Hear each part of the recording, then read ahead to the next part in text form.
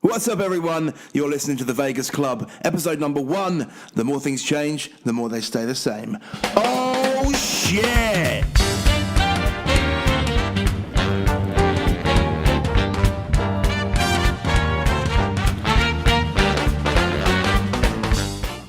On this hotly anticipated inaugural episode of the Vegas Club podcast, Benji and Megazord are here at TVC Towers as we discuss some of our recent gambling adventures, and the top 5 this week is our favourite free shit to do in Las Vegas. Thanks for sticking with me through my podcasting midlife crisis. This is evolution, not revolution, and it is pretty much exactly the same as it was before, but with more friends, more fun, and more slots. Now we got some slot kings involved. Anyway, let's get into episode number 1.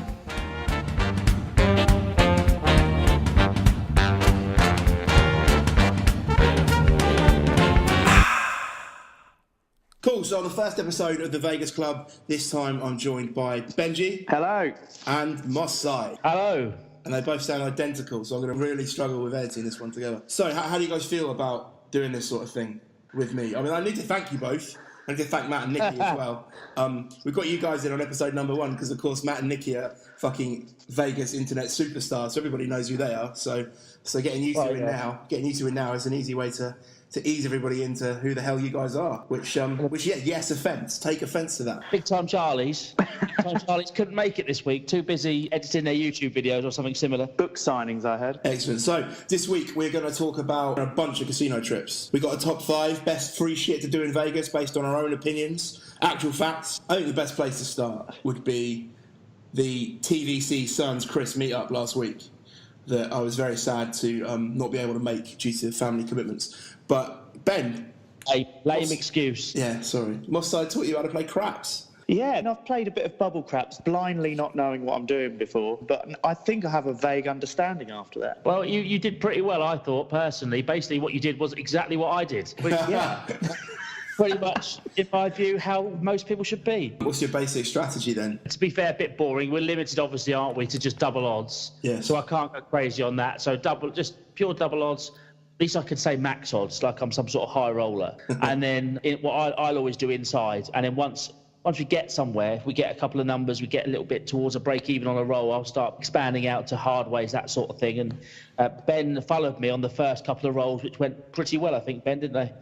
Yeah, they did, and I understand what the inside is, I think. 5, 6. 5, 6, 8 and 9. There it is, he's got it. That's exactly how I play after all my experiments, although I've started throwing out the odd hot bet now and again. Well, we'd had a few to drink anyway, and the atmosphere playing craps, I normally play slots, is really good because everyone wants to win, apart from the guy to your right, Moss, who was on the don't pass. You don't see that very often in England, do you? I've seen it once.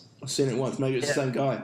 Don't worry, he lost. Oh, good. The highlight of the night, you know what that highlight was, don't you, Chris? You must know. Was it Ken? It was Ken. The true dealer of the year, in my view. We had a selfie with Ken, Moss. No, we didn't have a selfie with Ken. Ken? That wasn't Ken, because Ken is such a legend, he doesn't do selfies, because he doesn't need to, because everyone knows who Ken is, except you. But I was calling that guy Ken. No. The guy Oh, jeez. The guy we had the selfie with is the fake dealer of the year, I think I would like to call him. But he's the actual dealer of the year, though, wasn't he? He's the one who got the award. Well, yeah, I mean, there is that, but, I'm not sure the Hippodrome's judgment can be honestly backed in that scenario. Damon is the guy we had the selfie with, Ben. He's no kid, is he? Well, I've never met Ken. I've met Ken. He was there. He was the older guy with the glasses who was right opposite you. When we first turned up, he was our dealer, effectively. I'll go with yes. Yeah, we had a few to drink, hadn't we? Oh, God, yeah. It was great fun, though. I have to say, I'll definitely be doing craps again, but probably more in a social situation than, say, if I was on my own. I'd probably still stick to slot machines if I was on my own, but really enjoyed learning how to play craps. The long and the short of that night, Chris, in the Hippodrome was, if anyone from the Hippodrome is listening, get in touch, because we really like you, and we really want to make sure that we come there more often. Yes. Yeah, I couldn't say it better. This show needs a sponsor, so while I'm going to be trying desperately hard to get Ellis Island to become a sponsor, we'll get to that later. We could also do with a sponsor a little bit closer to home. Anyway, I learned I was quite good at throwing dice or Moss told me I was anyway. So your first roll ever, you didn't chuck it out the table? I didn't chuck it at anyone, so that was that was good. He didn't. I don't think you repeated any numbers, but you made at least 3 points, which always helps. Yeah, I think I had it. Is it a hot roll? I think they. Yeah, you were rolling. Probably rolling for 15, 20 minutes, which, bearing in mind the table wasn't too busy, was pretty good. And we made a bit. You know, we made a couple. I made a couple of hundred. You made something similar, didn't you? And off we went. £100 maybe. Yeah, I think I was a bit more conservative just because I'd not played it before. And for the first 10 minutes, I had no idea what I was doing. You just say, give the chips to the dealer and throw the die. As I said at the start, do what my side says. Yeah, I think I need to talk about a visit to the Hippodrome as well. I've done a couple of sessions there recently, and I'm going back in a couple of weeks too, which is good. I keep getting out there again now. It's always easy to do when you've got a stack of winnings in your drawer, as opposed to playing with money that you've earned working. Just feels a little bit less fun that way. Not taking the money out of your daughter's mouth, though. No, exactly. That's the point. There's like a side stream. A couple of weeks ago, Saturday night, went to the Hippodrome, threw some dice. I've never really seen anyone buy in with big money there until that time. And a couple of guys came in and they were chucking the big, what are they called, tiles? They're not even chips. The ones you get from the cash desk. Yeah, $2,500 tiles. I'd not seen that before, so he chucked 3 of them in. And he stood himself next to me. Lovely guy. He was chucking money around left, right, and centre, and you don't see it that often. Normally, it's just people coming in, placing the 6 and 8 for £6 each, and that's it. So yeah, as I said, never seen this amount of money on that table whatsoever. Although he's clearly a regular. All the dealers knew him. All the dealers knew what bets he wanted. I like it when you see a craps player who clearly has been there loads, clearly tips big because the team is doing their thing, making sure it's all good for him. And they're paying him on bets that he would normally do, that he forgot to put down. I didn't get that myself. I've been putting odds on all night, and I forgot to put odds down. And I asked, mate, I've been putting odds on all night, and I forgot. Are you going to pay me out? And they were like, no. Oh, I really like the dealers on the whole there. I think they made the atmosphere really good. They do. Anyway, this fella chucking tons and tons and tons of money down. I got talking to him. We got talking about Vegas, and we were kind of down. Me and Lee, we were down. We weren't doing so great, and the dice were making their way around the table, and we thought, I had like 20 quid left, and it's a £5 table minimum, and I just thought, shit, this guy is chucking out hard ways for every single shooter. I need to hang around until it's my turn, so at least I've got that positive EV bet on the table to see if I can get some money back. And just as the guy before me finishes rolling, I was like, right, I'll have my chips out, cash out, please. And I was like, fuck me. No. And thankfully he noticed that I was going next, which otherwise would have fucked my plan. He's like, oh mate, you throwing next? I was like, oh yeah. He's like, oh yeah, stick 50 on all the hard ways for this guy. I was like, oh fuck me, 50 quid on all the hard ways. I've sat here. All I've got to do is hit one of them, and I'm quids in for the evening. And bam, second roll, hard 8. Oh yes. Please tell me you parlayed it. No, I didn't. But what I did do on the next roll was hop the 8. I hopped the 8 with some winnings. I still had the hard ways out there, and I threw the hard 8 again. Oh my God. What is hopping the 8? Okay, this is something I learned on the night as well. Hopping the 8 is where you literally bet that the next roll is going to be an 8. So you get 5 on the 3-5, you get £5 on the 6-2, and you get £5 on the 4-4. So the 4-4 pays, what is it, 30 to 1? 30 to 1. 30 to 1-ish, around. And the other two, the easy ways, they pay 15 to 1. So this is where my hopping confusion began, because the first hop that I won was the hard way.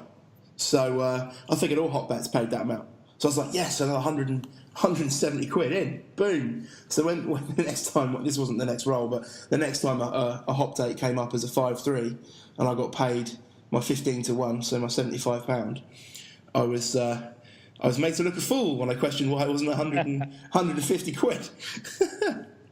You live, you learn. And sadly, I do all my learning in front of other people. So that night, I had the big winner last year, sort of 15, 1600 quid. Guy next to me rolled for an hour. I had a hard 8 that hopped to win that night, and there is no better feeling. It's like the 22 on roulette. Yeah. Just stick your number in, and it comes. Thanks very much. Did you shout? Did you or Jodie shout 22 bitch when the wheel went? Because that is a bit of a thing now. That was. I really wish I had done, but I have a bit of reputation in Portsmouth, and they sort of know me, and I couldn't risk doing it. Yeah, well, that's kind of bitten me in the ass recently as well, because that same night later on, once high roller guys had gone, I was down the other end of the table, and I decided, you know what, I'm gonna bet the hard four because I'm rolling. And I was talking to one of the dealers, girl next to me, just to the right of the boxman. She was saying, "Oh, you're going to hit this hard four?" And I was like, "Yeah, I definitely am. Watch this." 22 bitch as I threw the things down the table. And of course, everyone in the fucking room thought I was talking directly to her. And, Oh no! So I need to thank Michael Mason Traeger for that one, because it wasn't in my mind at all that it was going to come across that I was calling this really great dealer a bitch in front of everybody she works with. I had to be so quick. I had to explain the whole thing. I look like such a fucking dickhead. I can imagine you trying to explain it. Yeah. Oh, it's ridiculous. And I just gave her a massive tip. I couldn't think of any other way to just give her half the stack of chips I had in front of me from the latest win. I was like, oh man, this is terrible. So I am looking forward to the next time, because I've got a particular shout that I'm going to be using, I think, from now on. Given that everyone else has one, I'm going to be high-low as I throw mine, without a doubt. You sound like the dwarfs out of Snow White, man. Yeah. High-low. High-low. Yeah, brilliant. We could go there. Oh, that's Yeah, 212, isn't that? That's a bet, 212. We'll have that. I'm looking forward to seeing that. But put it this way, after my experience last night at Dice Run at Gun Wharf, it is a blessing that there's only limited numbers of craps tables in this country, because trust me, it is chaos on a Saturday night in Pompey when you see people trying to play this Dice Run. How does that work? Oh my! What are those? It's like craps for people who haven't got a brain. Even I've played that and understood it. Oh, there you go then. Well, there you go. And the prosecution rests its case. Basically, there's effectively, first thing to be aware of is a 7 always loses, regardless. There's no come out or anything like that. And the idea is to roll 4 consecutive numbers, doesn't matter what they are, without rolling a 7. And if you do that, you've effectively rolled what they call a run, and you get paid even money. It's based on baseball, isn't it? That's terrible. That's it. So that's a run. So in order to essentially win my parentheses pass line bet, I need to roll 4 6s before I roll a 7. Yeah, or it doesn't matter what number. Any number. But still, Yeah, anything other than that is terrible anyway. It's worse. So well, mate. What you have then got is you've got what effectively are all the place bets. So you can place 6 and 8. And that's even money. You can place 2 and 9 are the one box, so a 2 or a 9 is even money. A 3 or a 12, a 5 or an 11, and a 10 and something else. A 10 and a 4 maybe. Only 6 and 8 are on their own. All the other numbers you can roll one or the other, and they pay even money. And then you've got hard ways. You've got all the hard ways, including hard 2 and hard 12 as well. So just 2 and 12, yeah. Yeah. 4. Don't think you can have a sub 2. Hang on. So the hard 4, 6, 8, and 10. They lose if you roll a soft. I always say soft. It's easy. It's easy. Easy. And this is the beauty. This is one thing that's a better. They don't lose. The only time everything loses is a 7. Oh, okay. So if you roll a hard 12. You can't roll a hard 12, can you? If you roll 12, that's a hard ways, obviously, because on the place bets it's 12 and 3 or something. Yeah. So if you 12, you get even money if you haven't got the hard ways. If you've got any of the hard ways, doesn't matter which one, it pays 5 to 1, but it never loses except on a 7. I found it quite fun, but I mean it's not as fun as when I tried craps. Well, the big problem with it for me is that when you set your bets up at the start, I like to put sort of £20 down on the table. And last night I played for a little bit, lost about 50 quid, 40 quid, and you pick 3 or 4 numbers, and you only get even money when you hit them, and there's no real way of then increasing it other than sort of increasing your bets as such, other than just doubling them up. That. It takes ages. 7 first roll loses. That's it. 1 roll, everything's gone. Whereas at least in craps on the come out, if you've got a 7 come straight up, you at least win then. There's at least a time when a 7 is a winner. Well, the odds certainly have to be worse. Otherwise, they would just stick a craps table there. The problem is as well, they run it with one dealer, and of course, no one has a clue how craps work. So people just randomly put their bets in the box. You get a couple of sort of half-cut people in the place who don't know what bet they put on. They're arguing over their respective £2 bets. Who's placed what, and the game stops because they check the camera, and you try and explain, put it in the box roughly where you're stood on the table, and it's like goes straight over their heads. Well, they are from Portsmouth, Matt. Ooh. Well, hey, hang on a minute. I was born here. I get it. But I should imagine if you've never played craps before and you want to throw some dice, which is something you don't do in the casinos in England very much at all, it's a bit of fun, especially as it is relatively straightforward. If you've played craps, it is absolute rubbish. But it's all right. I mean, it's got a better atmosphere to it than the roulette or the blackjack table in that casino. Oh yeah, without a doubt. There's still a little bit of atmosphere to it. So is this something that I need to drive over to you to play then? Yeah, we can have a little mini meet-up. What I will tell you about last night, though, Jodie and I were there last night. I lost all my money, as you'd expect. Jodie had lost most of them. She'd lost 16 quid, I think. She gave me £34 because I'd given her the 50 to start with. So we walked to the cash desk, closed. Midnight on a Saturday night, and the cash desk is closed. Why haven't they got this? This place is packed. Why they haven't got the staff to even run the cash desk at that point is beyond me. So we had this £4 in pounds, and the rest was in fives. We're hanging around waiting for this cash desk to reopen. And the roulette table nearest us, the last 3 numbers had been 33, 11, 11. And I said to Jodie, look, come on, look, we'll just have this £4 on 22, because 22 is when Jennifer, her daughter, was born. And 11 plus 11, 22, is coming in, Jodie. It's written in the stars. It has to. £4.22. And I'm sitting there talking to her, like, building this up, just waiting for the epic moment where it goes into 3 or something. And, what a waste of £4. And then we go and get our money and walk out. Anyway, goes round, 22 comes in, straight in. And Jodie almost hit her head on the ceiling. Bear in mind, it's about 50 foot high, this ceiling, screaming, oh my God, we won. So we did that. We had 140 left over. So we had £20 each as a stack each. And then off we went. And we must have hit 15 numbers in a row after that. We'd take 30 quid or 50 quid, depending on how many chips we had. And we would put the rest out, 20 a time, at least £2 on each number. Where when we cashed out, we'd gone to the table with £4 out of our 34. After tipping the dealer, because it's not very British, but you've got to tip the dealer, we had 440 quid. Oh, 4 quid.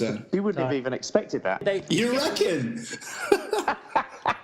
It's getting a little bit more in over here, isn't it, tipping? But no, they make such a fuss when you tip them a couple of quid in the casino where they smash the things and then put it in Pompey. At least around the craps table, you see them being bet for quite a lot, but it just doesn't seem like a British thing to do, tipping, does it? Because we're just miserable. Yes, as a nation, we are fucking miserable. Good. No, I'm glad you won, mate. That's decent. So our first decent win comes from £4 on a roulette table. Yeah, we're massive fans of craps, but ultimately we just stuck it on a number and won. Yeah. That's how it goes. Mark, I was just thinking, you were quite lucky on the night we went out as well, because Nicky and Matt were playing this slot machine and decided to omit Moss and myself from their mini group pool. Hang on a minute. We've only just started this. We can't start segregating. They said something about unless you've got over 1,000 YouTube followers, you can't join our group. And with that, Moss and myself, we've decided this machine next door to them. We put 20 in each, didn't we? Yeah, same game. Just what game was it? Do you remember? Quick Hits. Quick Hits, sponsored by Matt Bridger. He's on a percentage for anyone who plays Quick Hits in this country. He gets 1%. Well, those two boys have been playing for a while, and they'd pumped quite a lot of money in to try and get this bonus. We hit the Locking Wilds bonus pretty quickly. I'm surprised we didn't get kicked out of the casino, the amount we were chanting TVC and rubbing it in Nicky and Matt's face. No bears anywhere, were there, that night? It was just all TVC. Yeah, well, things move on, mate. Things move on. Honestly, I have to say, what do we win, Ben? 200 and something quid? Yeah. Something like that. But I would have happily won £5 just for the look on their face when that bonus symbol dropped in. The look of sheer disgust that we got. I look forward to the other side of this story on episode number 2. They might not talk about it, you know. I'll drag it out of them. We'll see. So it was a good time, huh? It was a good time. Oh, it was a great night. It was a fantastic evening. Bit of a scouting mission for TVC on Tour London edition on February the 16th. Certainly, whatever happens, we've got to play a visit to the Hippodrome because we can't have a TVC on tour without playing some craps, can we? No. Which means that every single TVC on tour is going to be in London. Well, yeah, that is something we'll have to look at, isn't it? Unless other casinos around the country get their shit together. We could go to Southend. Apparently they've got a fucking terrible table over there. Oh, I like Southend. Tony Hadley. Yes. What? We just... I saw Tony Hadley live in Southend a couple of years ago. You might want to say the whole story and not just randomly say Tony Hadley. Yeah. Baby. Well, Tony bought me tickets. We went to see Tony Hadley. We stayed at a Southend seafront hotel. You know, it was one step away from 40 Towers. Why not? Great story, man. Southend, if you go down to the seafront, they've got all the amusements and they're actually named after Las Vegas casinos. Yes. There's New York, there's Monte Carlo, and that's as much as I can remember. Yeah, I'm not in a rush to go back to Southend, I've got to be honest. Cool. Next subject. Which inevitably has the same theme tune as the old Top 5s from the Vegas Bumboy Show. Everything's the same. 5, 4, 3, 2, 1.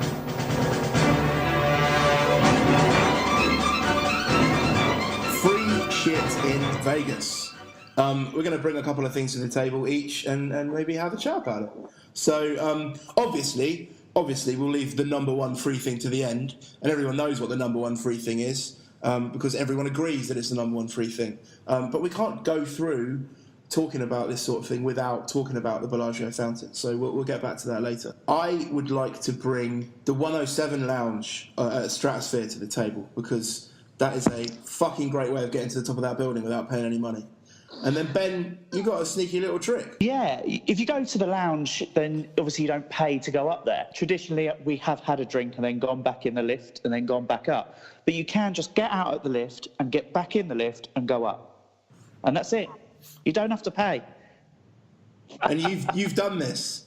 Yeah. You've I did done it this? last December 2017 I did that. There you I go. hope you're going to declare that in your next ESTA application. Yeah, no more visas for you. I have to say, I've been up there 2 or 3 times, and I look at the people either jumping off it or on the rides at the top and think, you really are stupid. I can't believe you would just. What is it? I don't understand what it is about jumping off tall buildings that excites people so much. I know, they're just crazy. The first time I experienced that, we were sat having a cocktail, and all of a sudden I've just seen someone go flying down the face out the window. And, you know, there's that instant thing that you didn't know you could jump off. So in my brain, I'm going, has anyone else just seen? Someone's just flown down the window. Yeah, my wife loved it. She jumped off. Oh, Did she? nutter. Yeah. I've met Christy. She doesn't strike me as a nutter. No, she's a bit hardcore. I'd have done it as well, but I'm far too hench for that, so they wouldn't let me on. Too hench. I wouldn't even go on the Feel rides. your pain. Feel your pain. I did the I'm rides. gonna use that excuse. The rides were good. I like the big shot, the one that shoots you straight up the pinnacle. No. Yeah, that was decent. So you get on the right side of that, you can see a fucking long way down the strip. Very cool. Very cool. But you've got to pay for that, I think, because you've got to get a wristband. So I don't think your trick of going to the bar for free and then getting the lift up one floor to get outside is going to actually get you. I wouldn't be stupid enough to go on one of those rides. Jess went on one, and I wouldn't go on, and I just saw us in tears on the one that shoots you off the edge. Mate, there's one of them is kind of like I guess it looks a bit like a spider, and you sit on the inside of the spider's legs, and then it's called, I can't remember what it's called, and it spins out over the top, and then the legs open up, and you're kind of sitting there facing the floor, the ground, and my Jesus Christ, my anus has never been so small in my entire life.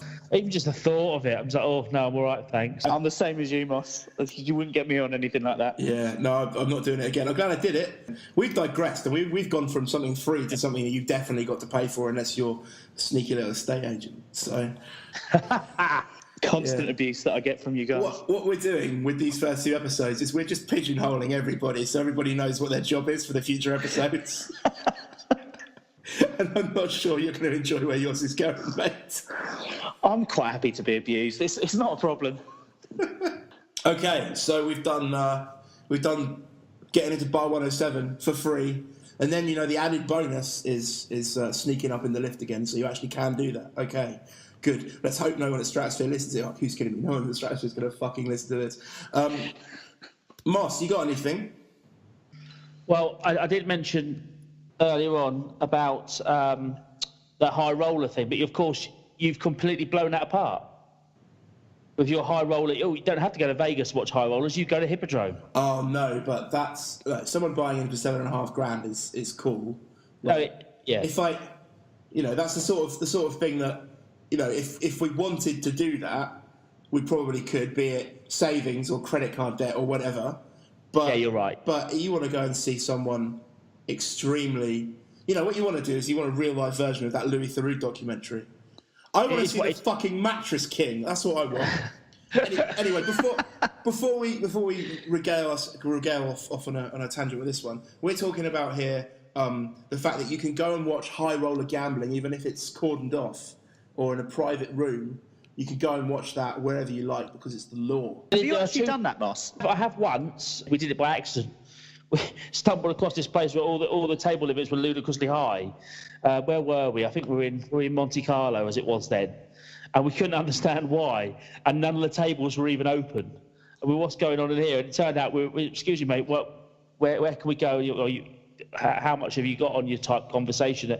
Clearly not enough to play in here, sir. It was one of the most embarrassing moments of my life. But the good thing about that is you can actually go and watch in those rooms because people don't realise you can. So in general, you can see what's going on, and it's quite quiet. If you're subtle about it, you don't feel that out of place. Whereas what you do get occasionally, I walked through the Bellagio a couple of years ago, and there was this dude with $1 million on the table, and literally it was like the scrum at a rugby match. This table was completely surrounded, and they were just watching this guy, and he would put all his chips on the table. A number would drop in. He had every number covered. And some of them were winners, some of them were slight losers, and they'd leave the chips in place and just either pay him the difference or record the fact that he'd lost and just leave it going. And it was but because it was on the main floor at Bellagio, it was surrounded by people. So, but I just, like you say, Chris, I think going into looking at these people, you're betting more than my house is worth. Yeah, it's just incredible, really, isn't it? That's what you want to see. That is, something that would literally completely fuck your life. I'm perfectly happy to watch other people gamble those amounts of money. Because it puts things in perspective. And of course, there are people out there who, if they lose 100 grand in a night, that's like me losing 50 quid. Yeah. And it's all relative, isn't it? And that's the thing. You look at these people and, you think, well, do you know what? They're gambling a lot of money and, but actually that might be nothing to them. You know what's really, really good insight into that world of high rollers is, I think it's a book on the casino host Steve Sear. I don't think it's by him, but it's called Whale Hunt in the Desert. And it basically tracks his career from telephone salesman to, I think he was at the Hilton, probably around when Louis Theroux did that documentary, actually, or maybe a bit before. There's some crazy stories about some unbelievably big-time gamblers in that book. And, I'd recommend it to anybody. I was going to do a top 5 books on Vegas, but I've only read 2 and I couldn't find anything else I'm going to be asked to read. So, Ben, you got anything to bring to the table? Yeah, well, you've got the Pinball Museum, which is just off a strip down Tropicana. I went there last year. Yeah, it's really good. You've got all the pinball machines. They've got them from the very first ever pinball machine up to some really modern ones. But they've also got some sort of old arcade games. Obviously, you have to pay the 25 cents or whatever it was back then to play those games. But to actually go in the museum, you don't have to pay. And I believe they're trying to relocate it at the south end of the strip somewhere. Yes. But we spent a good couple of hours there, and when I was a kid, there was this Teenage Mutant Turtles game, arcade game, and me and my mate must have spent 2 or 3 hours completing that game. Because that's the side scroller, right?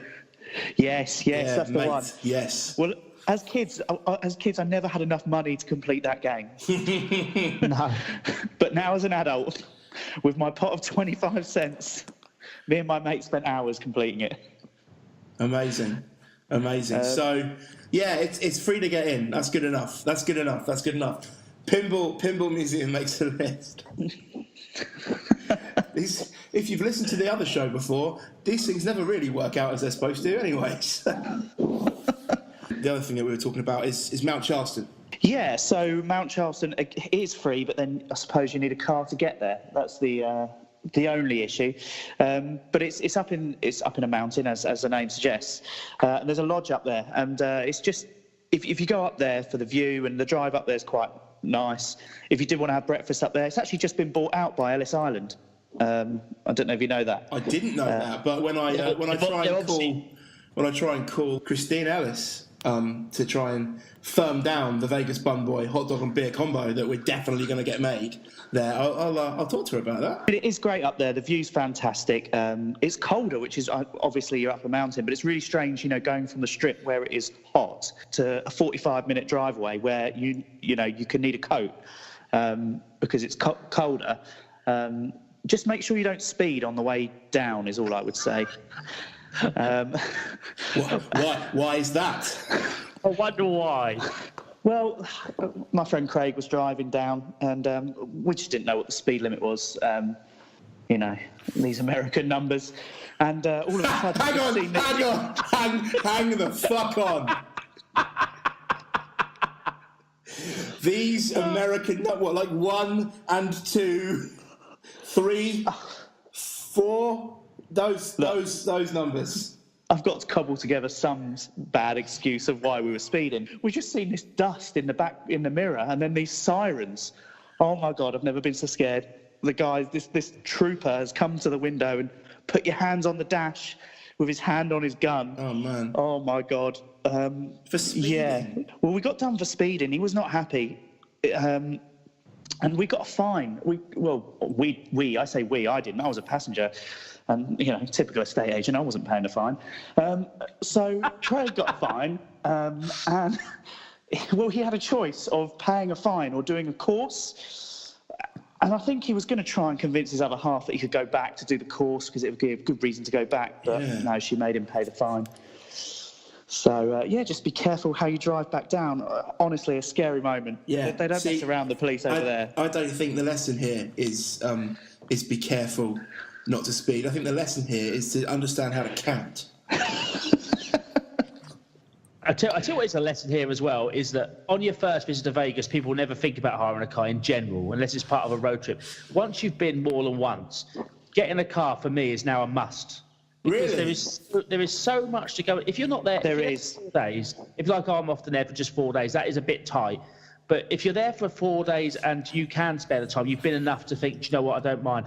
This time we went there. We got our car. We went off all the different off-strip hotels, and they were fantastic. We went to the Hoover Dam again. Apart from fuel, which is dirt cheap, it's free. You can go to one of the great wonders of the modern world and walk across the Hoover Dam, and it's completely free. And it is, as much as I'm not massively an engineering geek, it is very, very impressive. Well, it's huge, isn't it? The scale of how big it is unbelievable. And what's really scary is that I'm not particularly a climate change denier or believer or whatever, but they've got this chute off to one side of it where the water in the 70s, I think it was, or maybe the 80s, was overflowing, and it's now something like 60 or 70 feet less than that, and it's not been anywhere near it for 40 years. You think, good, there must be something going on with the water. Well, you can see the change in colour, can't you, on the side of the wall where it's actually lowered. But you're right, though, Moss. There's loads of places. You've got Bonnie Springs, which is this sort of cowboy ranch that you can drive to. I think it's about sort of 20 minutes away as well, which is pretty cool. I just think the odds are anyone who's daft enough to listen to us has probably been to Vegas once. And I think once you've been that first time, getting a car and just driving around, doing some of the off-strip casinos and things is a must every time.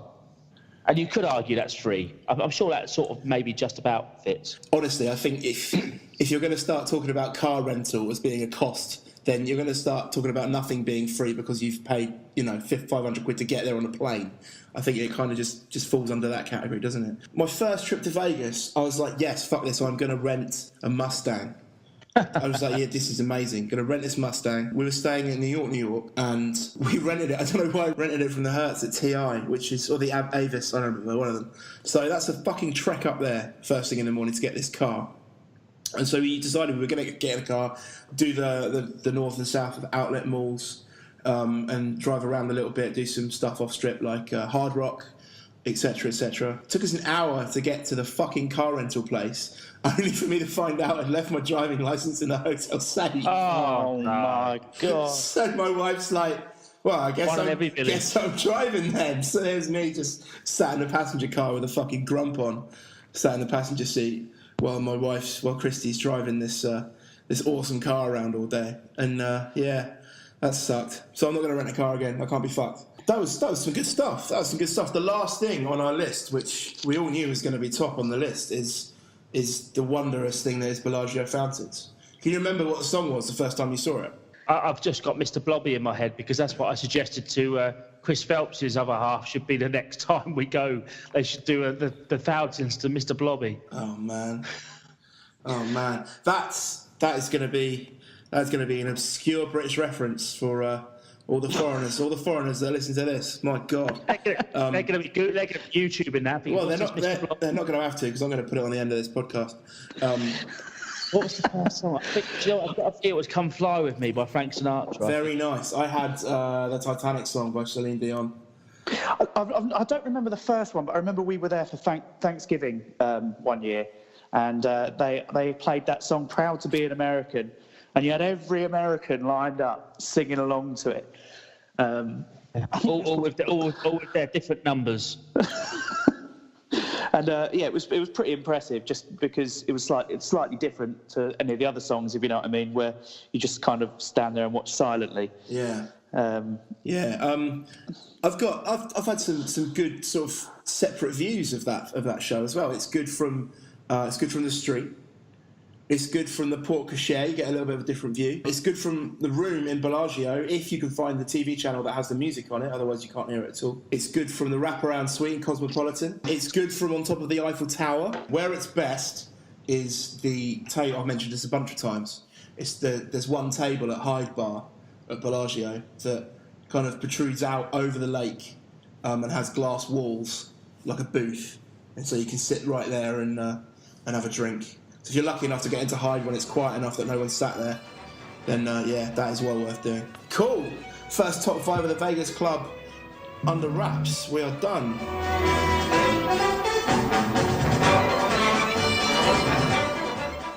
Sweet. Okay, so the last thing I've got to do is, if you heard the last episode of the Vegas Bumboy Show, I challenged Chris Kim from Faces and Aces to actually go to Vegas and see if he could get a hot dog named after the Vegas Bumboy Show, called the Vegas Bumboy.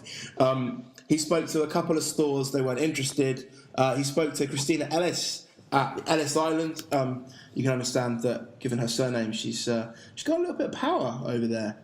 Got a little bit of power. So she said she might be up for it. So what I'm going to do now is just give her a call and see how we can progress it.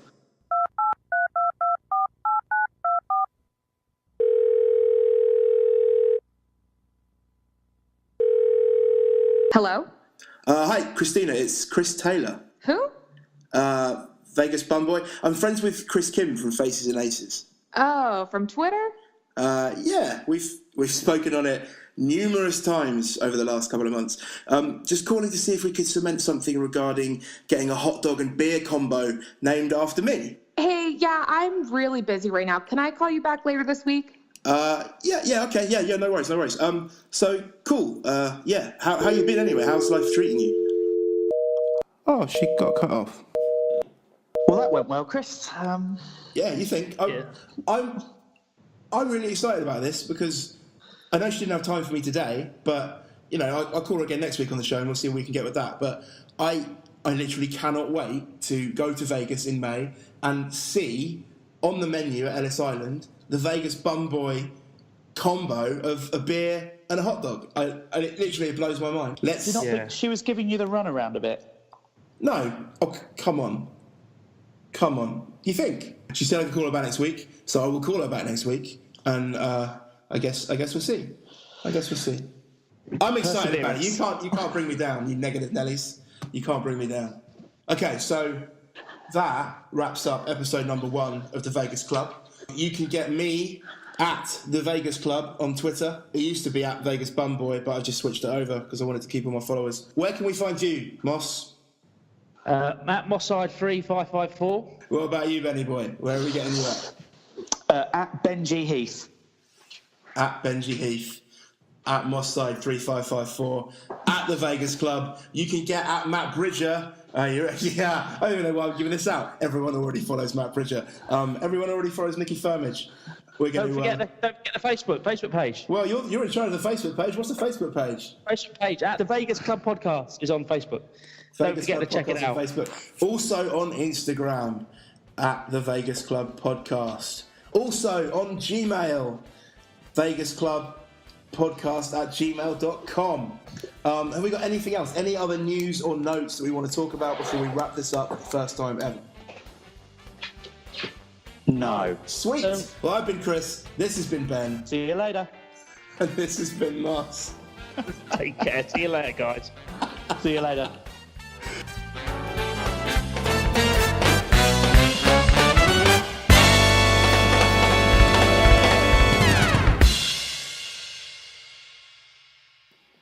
This has been a Feed the Bears production.